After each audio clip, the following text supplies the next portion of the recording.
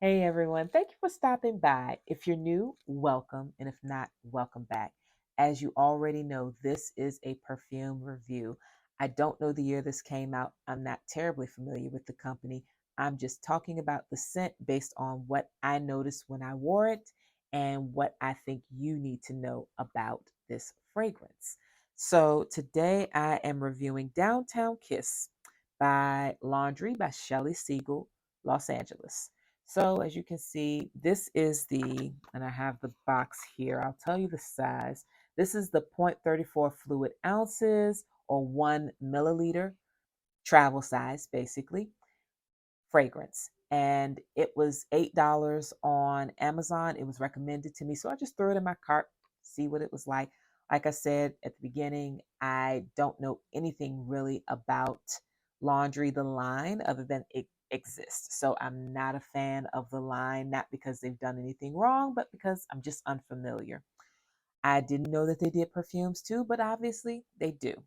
Now this one reawakened some really good memories, and it reminded me of some things that I don't think I've shared over here before.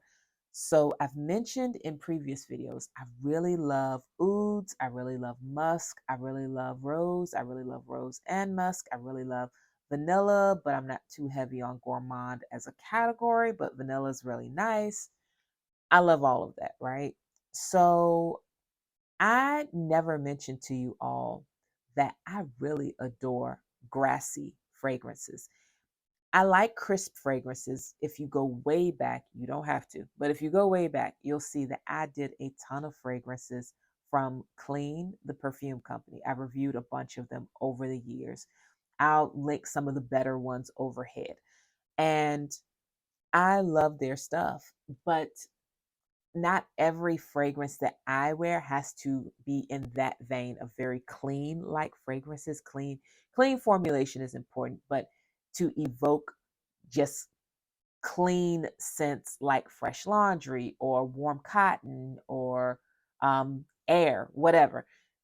I don't have to have scents like that as a default. I just like them because I like the crispness of them. This gives me some of those vibes on the top notes.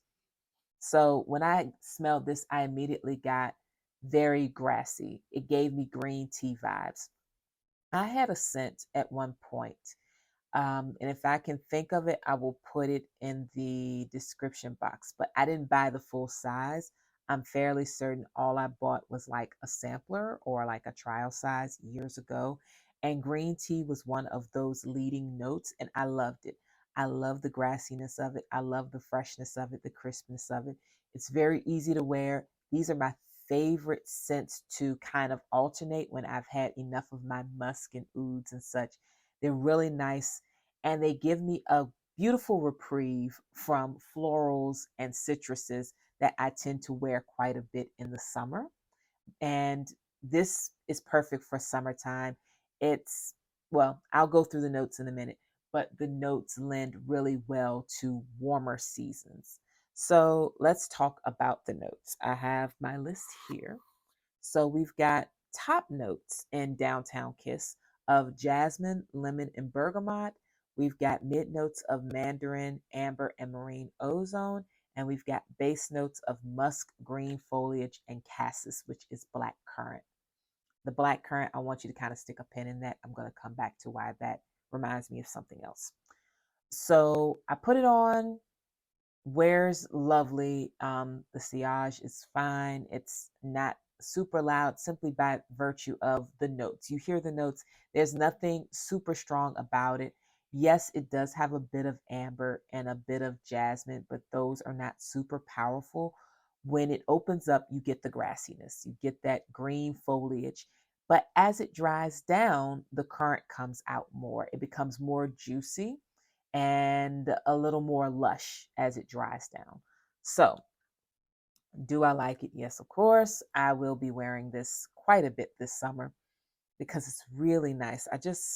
It's just a good one. It's a good one to wear if you like something green, but having those fruity notes as the bottom of it and maybe not opening super bold with fruits. Yes, it does say here that the lemon and the bergamot are the openers, but honestly, I get grass. First thing is really grassy green tea like scent, which I love personally. If you are someone who really loves your citrus openers, you can get them out of this, but that is not the main thing that I picked up on. Okay, so as it dries down, you get still the grassiness, but you get the cassis really heavy. And what I realized is that as it dried down, it reminded me of another scent, which is right here, Good Chemistry's Queen Bee.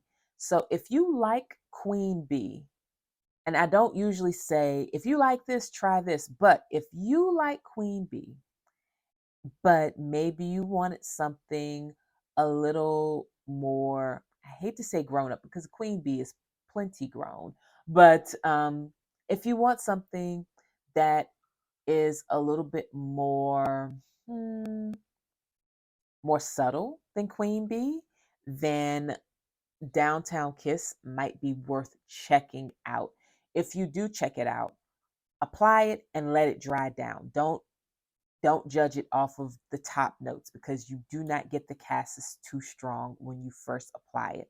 But Queen Bee has that same base note of black currant. They have here black currant, peony, and amber. So what I would say is if you could compare the two, Queen Bee is definitely the extroverted, bright, sassy, like they say, a touch of sass, vibrant, bold. Those are the words that Good Chemistry uses. Queen Bee is definitely the cheerleader, the bright and bubbly, and definitely more extroverted option. Whereas the Downtown Kiss is a little bit sleeker, a little more grown up, maybe a little bit more introverted, but not necessarily shy. She's confident, but not brassy. She's not brassy and sassy. She's definitely more quiet confidence. That's what I get from Downtown Kiss. But if you'd be surprised, like several of these notes kind of overlap because Queen Bee also has amber, black currant. Queen Bee has peony, but you've got Jasmine over here in Downtown Kiss. So you've got your flowers, you've got a little bit of the um, citrus in both. I do believe, even though Queen Bee doesn't list a citrus opener, I smell it. I smell just a bit of something on that citrusy side, but it's not super powerful. Probably like a mandarin that's really mild. But on the Downtown Kiss side, you're getting more grassy, but it still mellows down where you're getting a little bit of amber and a whole lot of black currant slash cassis. So, yeah, if you like Queen Bee, but you want something a little less assertive, I hate to say that, but a little less brassy, a little less in your face. You want something a little bit more subtle and elegant, then Downtown Kiss would be a good option for you because you've got some of those same notes showing up.